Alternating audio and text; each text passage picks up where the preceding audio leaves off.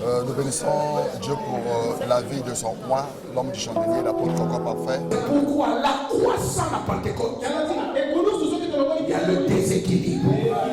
Ça nous ramène à la religion. En écoutant ce père, quoique je suis conférencier, je me suis dit que j'ai ajouté beaucoup de plus sur ma connaissance. Déjà, je suis en train de me dire, s'il est prêt dans de tels résultats, maintenant à la grande conférence, qu'est-ce qui sera donné? D'aller encore, de continuer encore.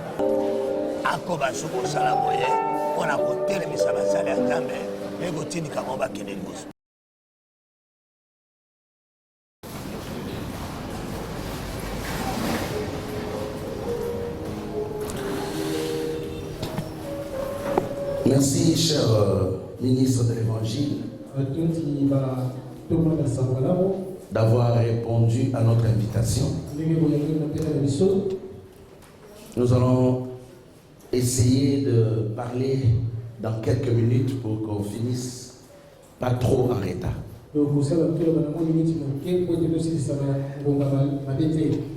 Nous sommes honorés par votre présence et nous souhaitons que la prochaine préconférence du mois de juin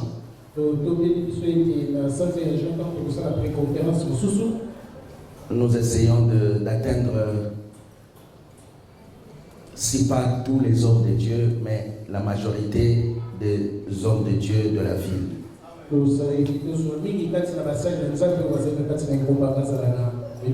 Tout à l'heure, le révérend disait il faudra que nous puissions donner assez de temps à ceux qui doivent parler pour qu'ils nous donnent l'essentiel de ce que Dieu a mis dans leur cœur. Et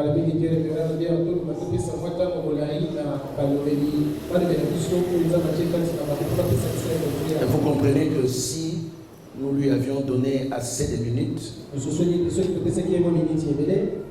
à cette heure-là, je n'allais pas intervenir. Et si nous finissons au-delà de 13 heures, nous serons les premiers à dire qu'on n'a pas respecté l'heure. C'est simplement parce que nous ne sommes pas prêts à sacrifier un peu de notre temps pour des occasions comme ça, demeurer ensemble et faire ce partage qui peut vraiment nous aider dans le ministère. Amen. Amen. Bien. Je vais essayer de résumer ce que nous avons à dire aujourd'hui. Nous parlons de ce thème que j'ai beaucoup aimé. Nous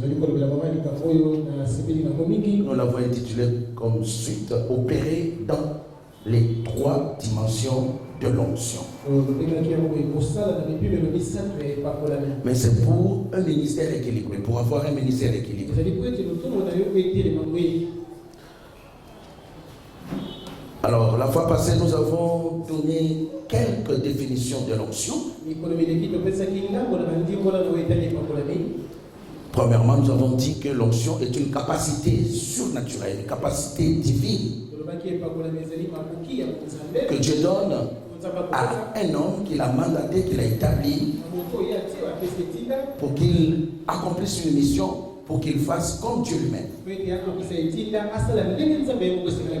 Mais nous avons aussi ajouté quelques définitions, disant que l'onction, ce n'est pas seulement une capacité, mais l'onction, c'est Dieu lui-même.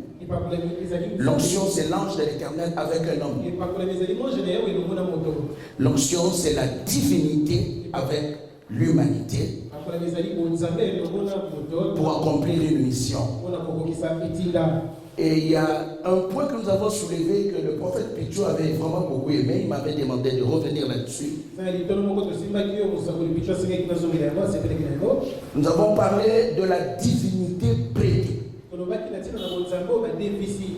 Quelqu'un peut dire avec moi la divinité prêtée. La divinité prêtée. Voilà. Nous avons expliqué que l'onction, c'était la divinité que Dieu a prêtée à l'homme. Mais à quel homme? C'est à l'homme déchu qui a perdu, lui, sa divinité. Souvent, les termes que nous utilisons, que nous employons quand nous parlons du péché d'Adam, le péché d'Adam et ses conséquences, essayent de cacher, de couvrir, de voiler la vérité. Nous parlons souvent de Adam a péché, il a mangé le fruit, il s'est séparé avec Dieu, il est mort dans son esprit, mais nous n'osons pas dire la réalité. Nous n'osons pas regarder cette partie de l'esprit d'Adam, ce que nous appelons l'esprit d'Adam. Il s'agit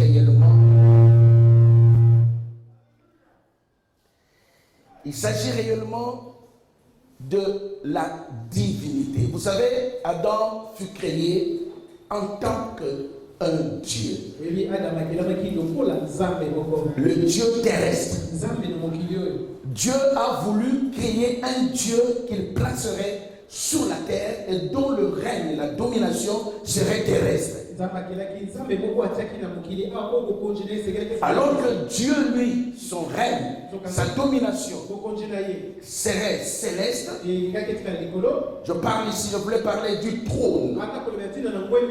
Comme le psalmiste nous dit, son trône est élevé au-dessus de tout.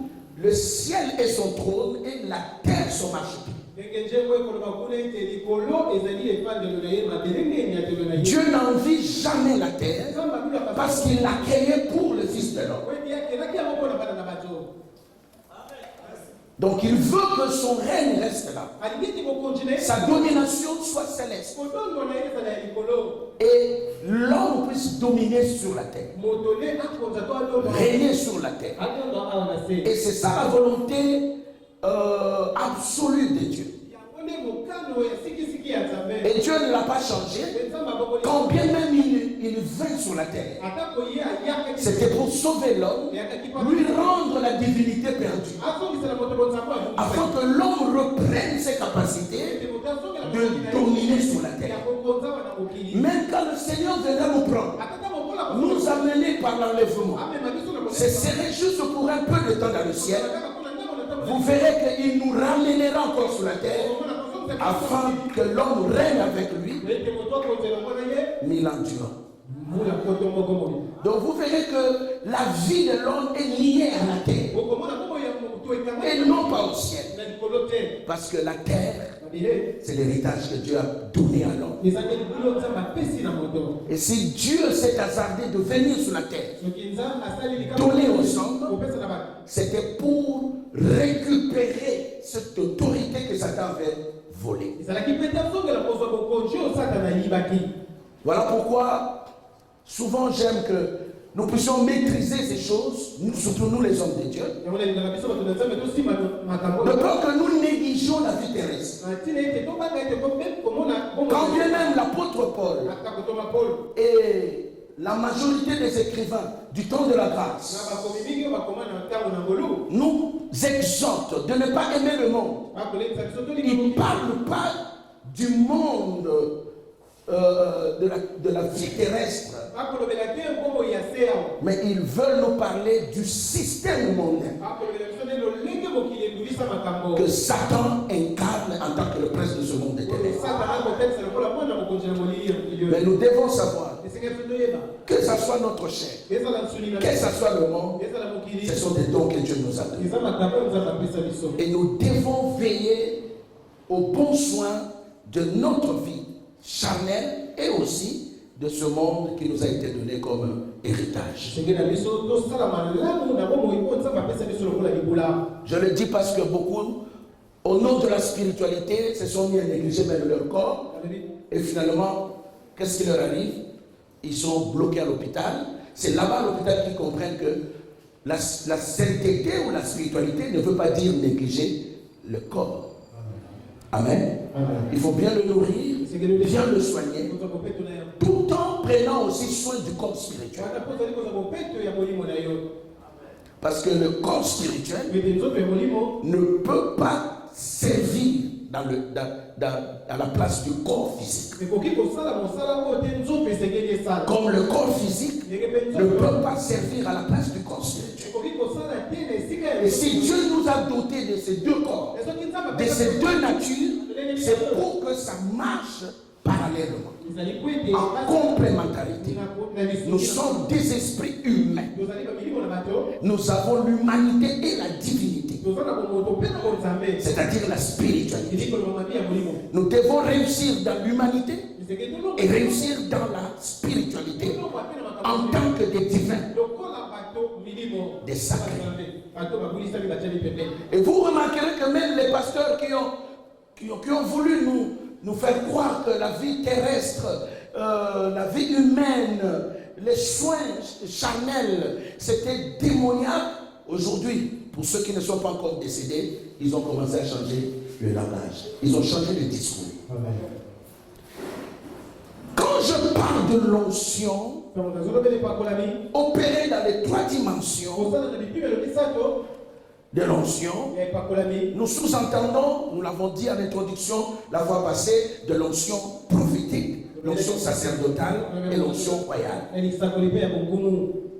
Parce que ce sont là les trois Mashiach, les trois Messies, types de Messie que Dieu a donné dans l'Ancienne Alliance. Alors, ça veut dire quoi? L'homme étant mort spirituellement, ayant perdu la divinité, ne pouvait plus opérer dans les domaines spirituels, sinon dans le monde spirituel en tant que divin.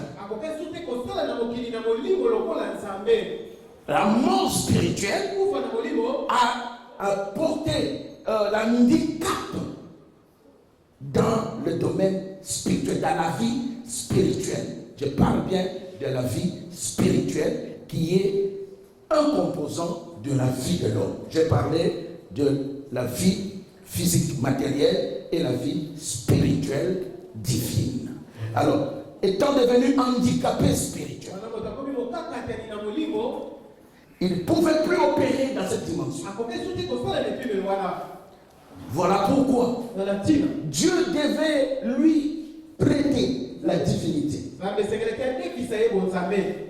En attendant la promesse de la restauration qu'il avait déjà faite à Adam, à Ève, le même jour qu'ils ont péché. Il avait dit au serpent, parce que tu as fait cela. Je suis dans Genèse 3. Versets 14, 15 et 16. Il dit, puisque tu as fait cela, toi, serpent, tu es maudit. Tu mangeras de la poussière de la terre. Je mets une inimitié entre toi et la femme. Entre ta descendance, la postérité et la postérité de la femme. Celle-ci t'écrasera la tête. C'est-à-dire la postérité de la femme écrasera la tête du serpent. Et le serpent montrera le talon de la postérité de la femme. Nous savons très bien ce que cela signifie. Il parlait simplement de l'œuvre du salut accomplie à la croix. La postérité de la femme étant Yeshua. Amen. Le Seigneur Jésus est venu, il nous a sauvés. Mais qu'est-ce que nous devons comprendre? Le Seigneur n'est pas venu pour prendre la place de l'homme. Non. Il est venu aider l'homme. C'est pourquoi il est appelé le dernier Adam. Parce qu'il est venu aider le premier Adam qui a échoué, pour lui redonner la divinité perdue. Mais avant que Hamashiach n'arrive, le Messie, l'homme moins, il était précédé par des hommes moins, des Mashiach, dans l'ombre, dans l'ancienne alliance, qui était répartie dans trois groupes, trois domaines: sacerdotal, prophétique et royal. Vous voyez? Donc, ces trois Mashiach, les rois, les prophètes et les sacrificateurs, étaient de préfiguration de celui qui devait venir. Mais puisque dans l'ancienne alliance, le temple n'était pas apprêté. Il y avait le péché qui n'était pas encore ôté. Il fallait que la divinité ne soit pas restaurée. Donc Dieu ne pouvant pas restaurer la divinité, il a prêté la divinité.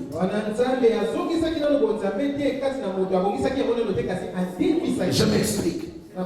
L'onction qui est la divinité devait se placer dans l'homme, revenir dans l'homme comme au temps du premier Adam. Donc je parle d'Adam avant le péché.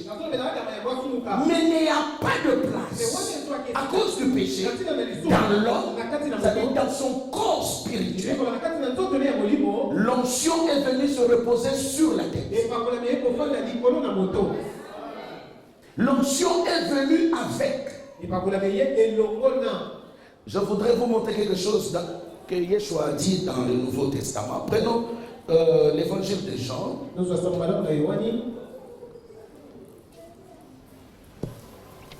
Je voudrais dire en passant, juste question de précision, quand on parle de l'esprit, quand on parle de l'onction, nous parlons d'une dispensation de l'esprit. L'esprit a plusieurs dispensations, dont celle que nous appelons l'onction. Et même quand nous parlons de la dispensation qui est l'onction, elle a aussi plusieurs dispensations. Nous savons que l'esprit est l'huile, c'est ça l'onction, mais il est aussi le feu, il est aussi l'eau, il est aussi le vent. Ce sont les dispensations de l'esprit. D'accord? Donc, c'est pourquoi les écrivains, il y a des mots qu'ils ont employés qui voilent la vérité. Mais tant que nous sommes inspirés et révélés du même esprit qui a animé ceux qui ont écrit, nous pouvons comprendre par l'esprit ce que l'écrivain voulait dire. Nous prenons l'évangile de Jean, le chapitre 14. Regardons un peu ce que Yeshua a relaté ici.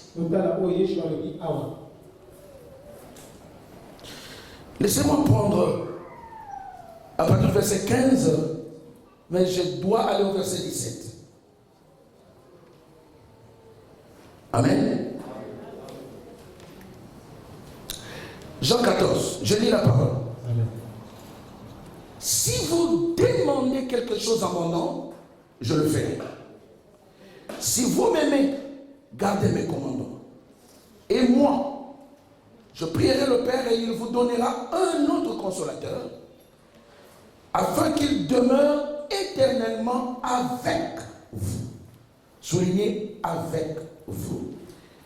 L'esprit de vérité que le monde ne peut recevoir parce qu'il ne le voit point et ne le connaît point, mais vous le connaissez, car il demeure avec vous et il sera en vous. Amen. Qu'est-ce que je veux dire? Le Seigneur dit, je prierai le Père et il vous donnera un autre consolateur. Il l'appelle un autre. Ce qu'il veut dire, il y avait déjà un premier consolateur. Et Yeshua parle d'un autre. Et je crois que c'est avant ou après qu'il a dit, il vous est avantageux que je m'en aille, afin que celui qui doit venir vienne. Si je ne m'en vais pas, il ne viendra pas.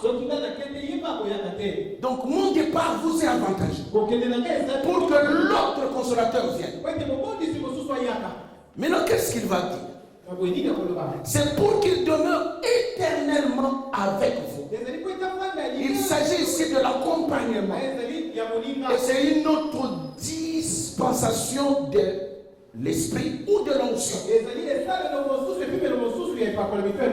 Dieu nous a visité dans 3 dispensations de l'esprit. Et c'est par ces 3 dispensations que nous comprenons l'état primaire, primitif d'Adam, la relation primitive d'Adam avec Dieu. La Bible nous dit que Dieu le visitait chaque soir. C'était pour répondre à ce besoin de partager la relation avec. Et vous verrez que quand Yeshua va naître, l'ange va prendre le soin de dire à Joseph,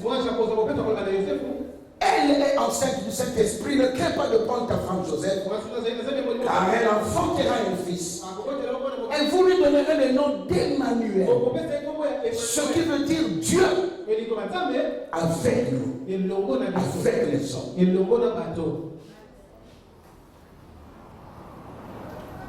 Et c'est cette relation que le Seigneur fait mention ici. Il dit, l'autre consolateur viendra pour qu'il demeure avec vous éternellement. Donc, si nous allons, nous nous posons la question, il est l'autre consolateur. Par rapport à quel consolateur? Nous comprendrons. Si le Saint-Esprit est un autre, c'est qu'il y avait un premier consolateur. Si le Saint-Esprit viendra pour demeurer avec eux éternellement, c'est qu'il y avait un premier consolateur qui demeurait avec eux, mais qui ne devait pas demeurer éternellement. Et nous comprenons qu'il s'agissait de qui? De lui-même. Yeshua était lui le consolateur qui demeurait avec eux et qui devait partir. Et quand il devait partir, ça devait créer un vide, la fin de cette relation. Et il fallait qu'un autre vienne pour demeurer avec eux, mais pas pour un temps, mais pour toujours.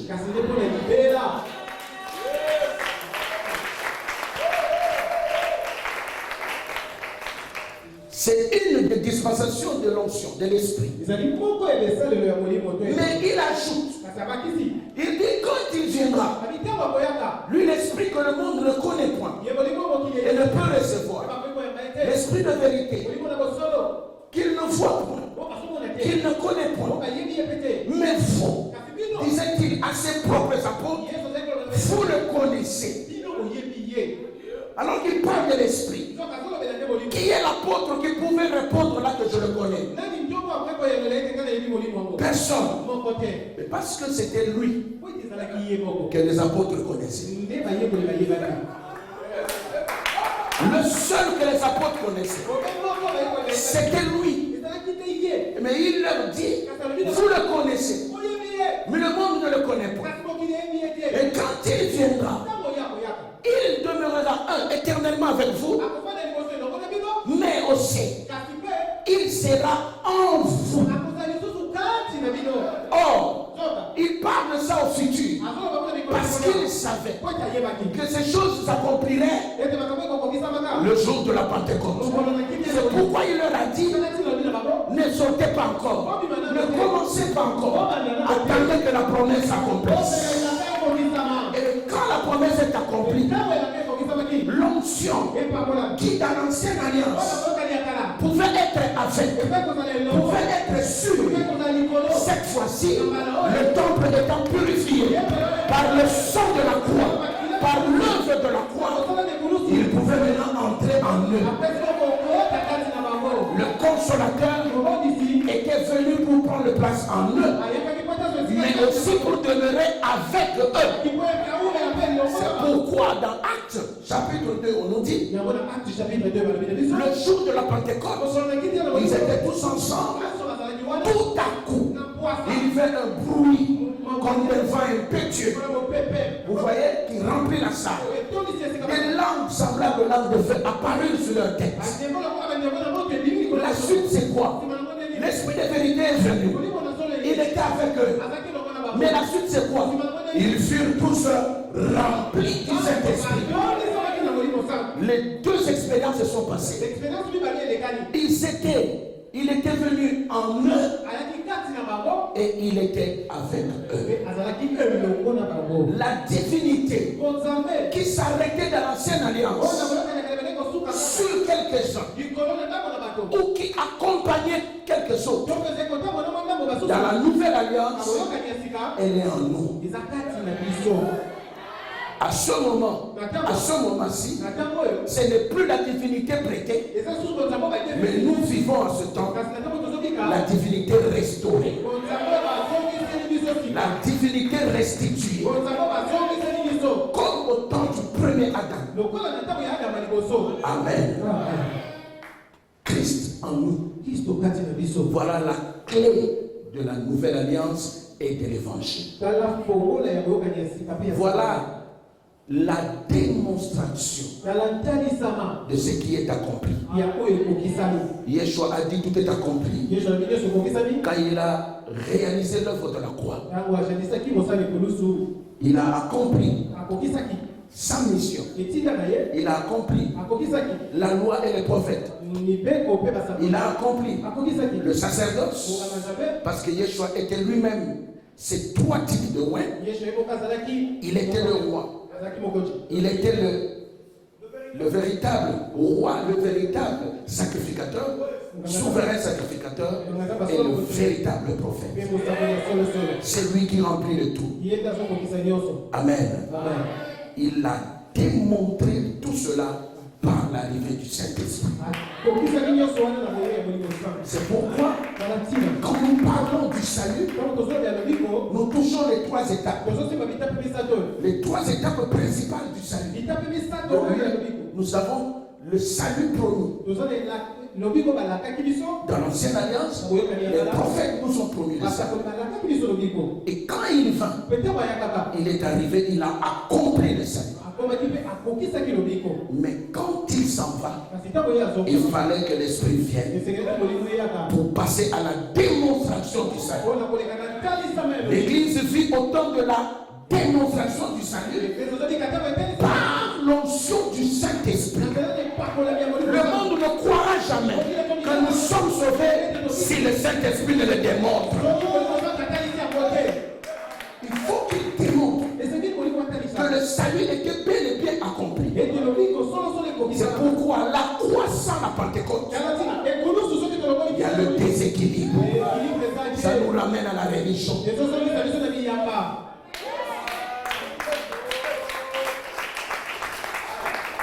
Je suis d'accord avec ceux qui fêtent la Pentecôte.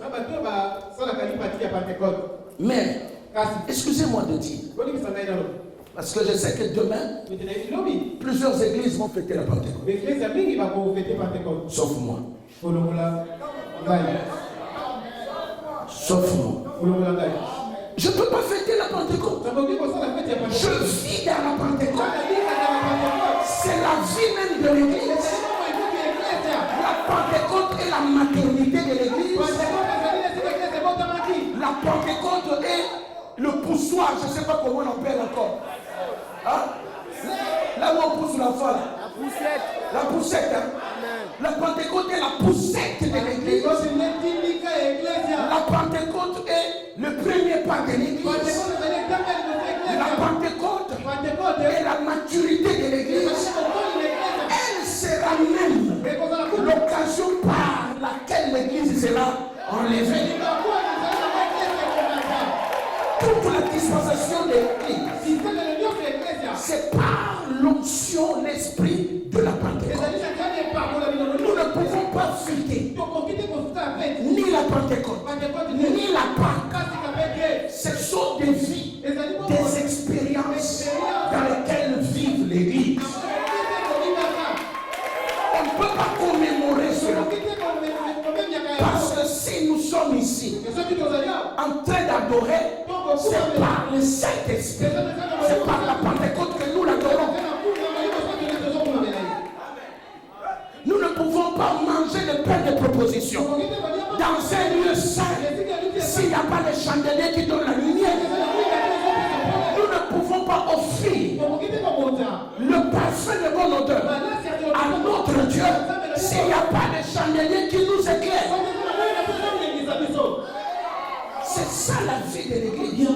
Tout est fait par et grâce au chandelier.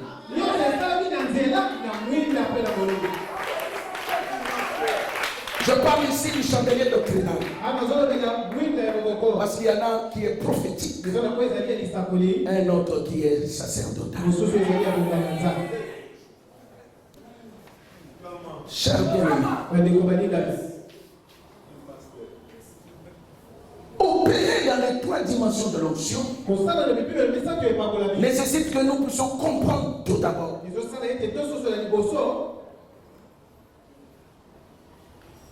c'est quoi l'onction.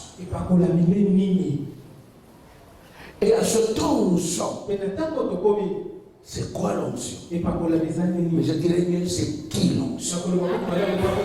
Parce qu'en réalité, l'onction n'est pas un quoi. N'est plus un quoi. Mais c'est un qui. C'est un être. C'est Dieu lui-même.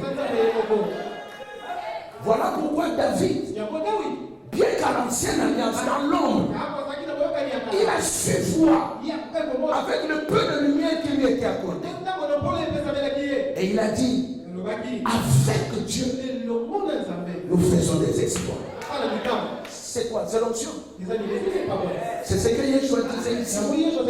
Il sera avec vous éternellement.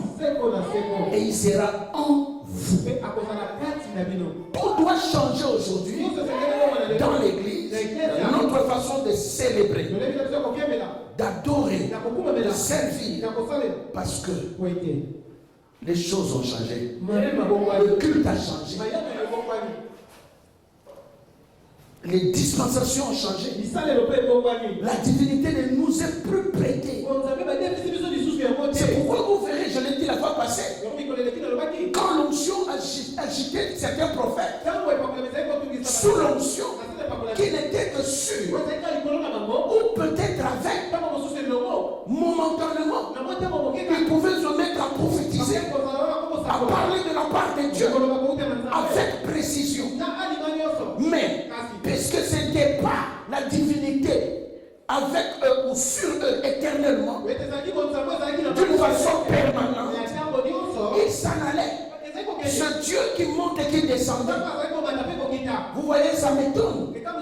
Qu'aujourd'hui encore, nous avons dans l'église autant de l'accomplissement et de la démonstration. On prie encore le Dieu qui monte et qui descend. Quand on ne maîtrise pas l'onction, on commencera à invoquer Dieu au ciel. On chantera que Dieu descend. Pourtant, il est déjà descendu le jour de la Pentecôte. Et il est dans l'église avec nous éternellement et d'une façon permanente. Comment pouvons-nous dire Seigneur descend? Comment pouvons-nous dire descend? Pour te manifester. Ça veut dire qu'après qu'ils étaient descendus hier, aujourd'hui il était réparti.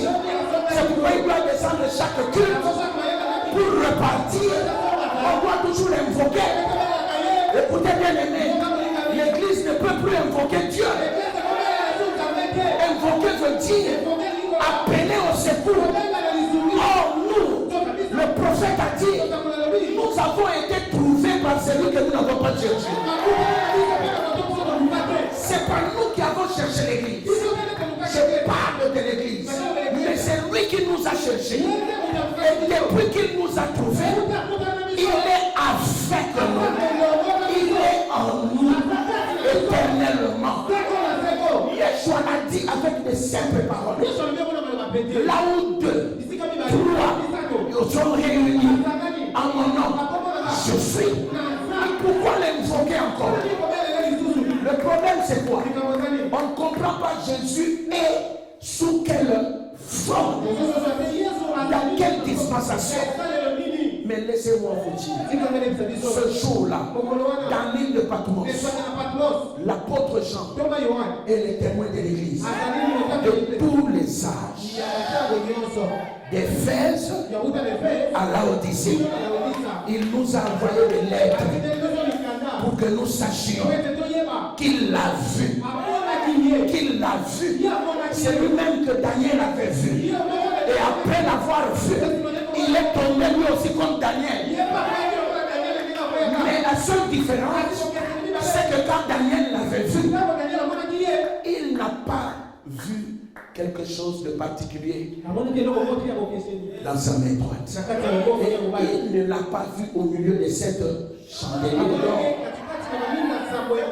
Mais quand Jean le voit, il le voit au milieu de cette chandelier d'or. Et dans sa main droite, il détenait 7 étoiles. Vous voyez? Et quand il a touché Jean, c'est grâce à ces 7 étoiles qu'il a réanimé l'esprit de Jean. Comme pour dire, avec mes 7 étoiles, mais mon peuple, mes rachetés, ne peuvent plus tomber. Il a dit, n'aie pas peur. Parce que toi, tu es un bien-aimé. Tu es un élu. Bien-aimé, nous avons un problème. Quand nous ne maîtrisons pas le mystère de l'onction, nous tapons à côté. Vous imaginez? Chaque jour, manifeste-toi, descends, agis. Kita, Yahweh, Kita,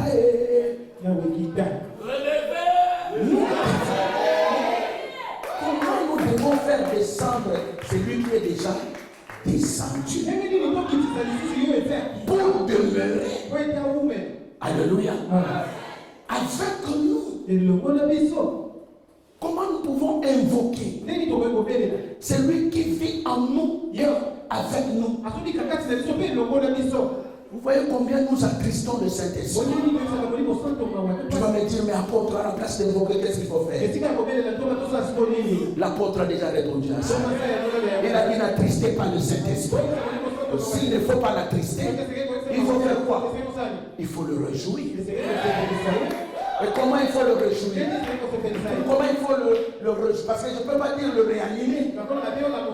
Dernièrement, quand je prêchais ici, j'ai dit aux enfants de Dieu, il faut comprendre où tu te trouves avec ton Dieu, dans quelles circonstances. Il ne faut pas vite crier fantôme. Non. Il ne faut pas voir les fantômes partout. Nous ne sommes plus au niveau de voir des fantômes. Mais nous devons voir celui que Jean a vu. L'homme qui a le visage comme le soleil, les yeux comme des flammes de feu. C'est lui qui l'a appelé la parole de Dieu. C'est lui sur la cuisse de qui il est écrit roi des rois et seigneur des seigneurs. Vous voyez, quand nous l'appelons roi des rois, il est le roi des rois sur quel roi? C'est pas sur les rois du monde, mais c'est nous qui sommes ici.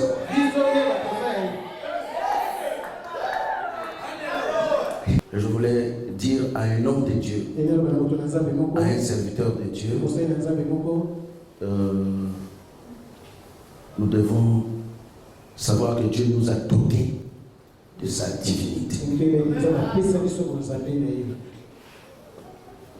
Le prochain pré-conférence, la prochaine pré-conférence, je vais entrer maintenant dans le thème pour expliquer comment opérer en tant que prophète, opérer en tant que roi, opérer en tant que sacrificateur. Parce que toutes ces 3 dimensions de l'onction sont en nous. Aujourd'hui, il y a trop d'imitations parce qu'on ne comprend pas qu'il y a la diversité. Celui-là qui travaille comme un sacrificateur, tout le monde veut faire comme lui. Vous entendez là-bas qu'il y a un bien-aimé qui opère comme un roi. On les critique d'abord. Oh, il y a comme un roi. Mais c'est une dispensation de l'onction. Il a compris quelque chose que vous n'avez pas compris. Et ceux qui comprennent, vite, tout le monde commence à faire comme lui. Les gens n'ont plus l'authenticité de leur ministère, de leur appel. Parce que une des conditions pour être un vrai ministre de l'évangile, tu dois non seulement avoir écouté les vocales, l'appel de Dieu, mais il faut aussi et surtout avoir reçu la qualification de Dieu, l'onction, la divinité dans les 3 dispensations. En toi, avec toi et sur toi. Donc nous en parlerons pour équiper l'homme de Dieu. Savoir qu'il y a des situations qui arrivent qui demandent des solutions royales. Il y a d'autres situations qui arrivent qui demandent des solutions prophétiques. D'autres encore demandent des solutions sacerdotales. Je vous remercie. Oui, je bénis premièrement l'Éternel parce que c'est une conférence pour équiper les hommes de Dieu. Et il y a certaines ombres que nous ignorons sur l'onction. Et à travers cette conférence, l'homme de Dieu nous a tellement expliqué sur les 3 dimensions d'onction, comment agir étant que sacrificateur et comment agir étant que prophète et comment agir étant que roi. Parce qu'il y a certains hommes de Dieu qui ont l'onction, c'est bien beau, mais il faut savoir à quel moment utiliser ton onction étant que prophète et à quel moment utiliser ton onction étant que roi et à quel moment utiliser ton onction étant que sacrificateur. Nous étions tellement bénis. Merci à l'apôtre Concorde pour encore cette dimension de la compréhension sur l'onction, sur le ministère et son exercice. Et donc, comme Jésus pouvait le dire à Pierre, avance encore en pleine eau, nous avons encore avancé et nous croyons le meilleur à venir.